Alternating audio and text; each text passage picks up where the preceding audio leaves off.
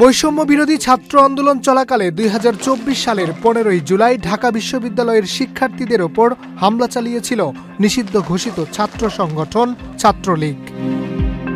ওই ঘটনার পরিপ্রেক্ষিতে ২ দিন পর ১৭ই জুলাই বিশ্ববিদ্যালয়ের আবাসিক হলগুলো থেকে শিক্ষার্থীদের প্রতিরোধের মুখে বিতাড়িত হয় ছাত্রলীগ। সেই সময় শিক্ষার্থীরা প্রতিটি হলের হল প্রাধ্যক্ষের কাছে থেকে আবাসিক হলে ছাত্র রাজনীতি নিষিদ্ধ থাকবে এমন বিজ্ঞপ্তিতে স্বাক্ষর করে নেয়। মূলত সেই বিজ্ঞপ্তির আলোকে শিক্ষার্থীরা আবাসিক হলে ছাত্র রাজনীতি নিষিদ্ধ থাকা সত্ত্বেও ৮ই আগস্ট ঢাকা বিশ্ববিদ্যালয় হলগুলোতে ছাত্রদলের কমিটি ঘোষণা করায় ক্ষোভ জানায়। প্রতিবাদে গত ৮ই আগস্ট শুক্রবার মধ্যরাতে হলে ছাত্র রাজনীতি নিষিদ্ধের দাবিতে ক্যাম্পাসে বিক্ষোভ করেন শিক্ষার্থীদের একটি অংশ। বিভিন্ন হল থেকে কয়েকশো ছাত্রছাত্রী বেরিয়ে আসেন। রাত ১টার দিকে শিক্ষার্থীরা রাজু ভাস্কর্যের সামনে বিক্ষোভ সমাবেশ শেষে উপাচার্যের বাসভবনের সামনে অবস্থান নেন। এরপর ওই দিন শুক্রবার গভীর রাতে বিশ্ববিদ্যালয় প্রশাসন আবাসিক হলে ছাত্র রাজনীতি বন্ধের ঘোষণা দেন। তবে ৯ আগস্ট শনিবার দিনভর এ বিষয়ে বিশ্ববিদ্যালয়ের প্রশাসনের পক্ষ থেকে আনুষ্ঠানিক কোনো বক্তব্য আসেনি। এরপর ১০ আগস্ট ঢাকা বিশ্ববিদ্যালয়ের ছাত্র সংগঠনের সাথে কয়েক ঘণ্টাব্যাপী বৈঠক করেন ঢাকা বিশ্ববিদ্যালয়ের ভিসি নিয়াজা আহমেদ খান। তিনি বলেন, ঢাকা বিশ্ববিদ্যালয়ের হলে ছাত্র রাজনীতি নিষিদ্ধ নিয়ে ছাত্ররা যেন একে অন্যের মুখোমুখি অবস্থান না নেয়, এজন্যই মূলত এই বৈঠক। এটা কঠিন একটি কাজ, মোটামুটি একটা বড় দাগের সমঝোতার মধ্যে আসা, যাতে আমরা নির্বাচনটা শান্তিপূর্ণভাবে করতে পারি এবং শিক্ষার্থীদের সাথে যাতে কোনোভাবেই আমাদের ছাত্র সংগঠনগুলো মুখোমুখি না হয়। কারণ ছাত্র সংগঠনের জন্য অনেক বড় অবদান আছে, সুতরাং আমরা চেষ্টা করি। বিশ্ববিদ্যালয় প্রশাসনের এমন সিদ্ধান্তে নাখোশ ছাত্রদল। হলগুলোতে ছাত্র রাজনীতি বন্ধ বিষয়টি উস্কানিমূলক মনে করছে ছাত্রদলের নেতাকর্মীরা। প্রশাসনকে অবশ্যই ব্যাখ্যা দিতে হবে যে তাহলে হল সংসদ নির্বাচন কিভাবে হবে, তাহলে ৭৩-এর অধ্যাদেশ অনুযায়ী যে রাজনৈতিক অধিকার সেটি কিভাবে শিক্ষার্থীরা বাস্তবায়ন করবে। প্রশাসন তো তার যে আইন অনুযায়ী বিশ্ববিদ্যালয় পরিচালনা করে সেটি অনুযায়ী তো সিদ্ধান্ত গ্রহণ করবে, সেটি তারা ব্যাখ্যা বিশ্লেষণ করুক, সেটি মেনে নিতে তো আমাদের আপত্তি নেই। তাদের তো অবশ্যই এটি সুস্পষ্টভাবে ব্যাখ্যা বিশ্লেষণ করতে হবে, তারপরে আমরা আমাদের সিদ্ধান্ত জানাতে পারবো। হল কমিটি বন্ধ তো নাই, হল কমিটি বন্ধ হওয়ার কিছু নাই তো এখানে। মানে এটা হচ্ছে প্রশাসনকে জানাতে হবে যে এখানে কিভাবে তাদের রাজনৈতিক কার্যক্রম কিভাবে বাস্তবায়িত হবে।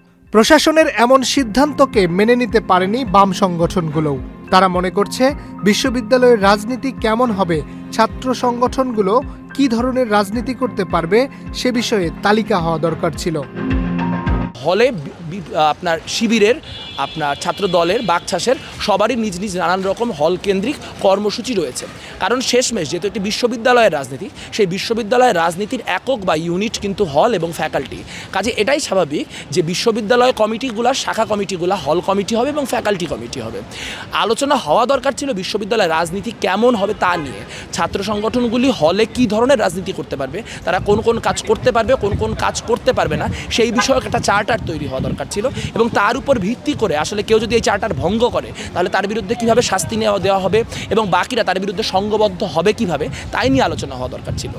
কিন্তু বিশ্ববিদ্যালয়ে এসে ছাত্র রাজনীতি করে, ছাত্র সংগঠন করে এইখান থেকে ক্যারিয়ার বিল্ড আপ করতে হবে, এছাড়া আমার আর কোনো উপায় নাই। এরকম চিন্তা কোনোভাবেই করা উচিত না, বরং এরকম চিন্তা বা এরকম কাজের জায়গা যারা করতেছে তারাই আসলে বলতেছে যে মানে সেই সংগঠনগুলো বা নেতাদের এখন অ্যাটিটিউড যেটা, যে ছাত্রদেরকে তাদের মতো করে চলতে হবে, যে এই মানে ছাত্র সংগঠনের জন্যই শিক্ষার্থীরা বা এই নেতাদের জন্য শিক্ষার্থীদের জন্য সেই ছাত্র সংগঠন নয়, বা শিক্ষার্থীদের জন্য সেই নেতারা নয়। তো এই ধরনের অ্যাটিটিউড আসলে তাদেরকে, আমি মনে করি যে অভ্যুত্থানে অংশগ্রহণকারী যে ছাত্র সংগঠনগুলো, যে নেতৃবৃন্দরা রয়েছেন, যারা রয়েছেন, শিক্ষার্থীরা রয়েছেন, প্রত্যেকেই আমাদের বন্ধু। কিন্তু ৫ আগস্ট পরবর্তী সময়ে পরিস্থিতির সাথে, শিক্ষার্থীদের চাওয়ার সাথে খাপ খাইয়ে তাদেরকে কার্যক্রম করতে হবে। এদিকে আবাসিক হলে ছাত্র রাজনীতি থাকবে কিনা তা শিক্ষার্থীরাই নির্ধারণ করবে বলে মনে করেন বাংলাদেশ ইসলামী ছাত্র শিবির।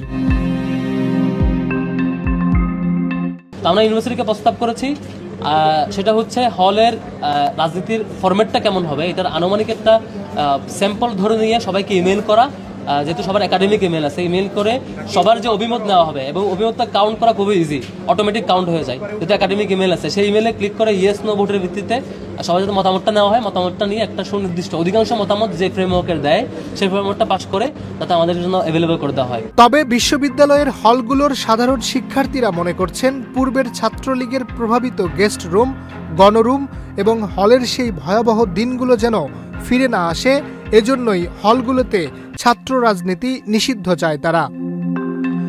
আমার হলে, আমি কবি সুফিয়া কামাল হলে আজকে 6 বছর ধরে আছি। আমার হলের মেয়েরা 17 তারিখ ঘোষণা দিয়েছে যে তারা ছাত্র রাজনীতি চায় না, এবং হলে যেহেতু আমি সমন্বয়ক ছিলাম, ওই জায়গা থেকে তাদের যে ইউনিফাইড ডিসিশন সেটা আমি হল প্রশাসনের কাছে তখন প্রিচ করি, এবং এখনো পর্যন্ত ওই ইউনিফাইড ডিসিশনের জায়গা থেকে নতুন কোনো ডিসিশন আসে না।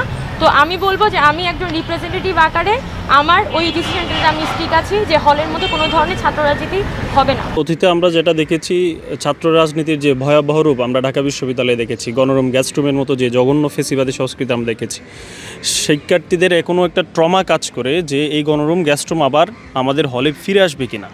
এই জায়গা থেকে শিক্ষার্থীরা সবসময় চায় তাদের একাডেমিক এবং বিশেষ করে তাদের যে আবাসনের যে জায়গা হল, এই হলটা যেন রাজনীতিমুক্ত থাকে, এটা শিক্ষার্থীদের চাওয়া।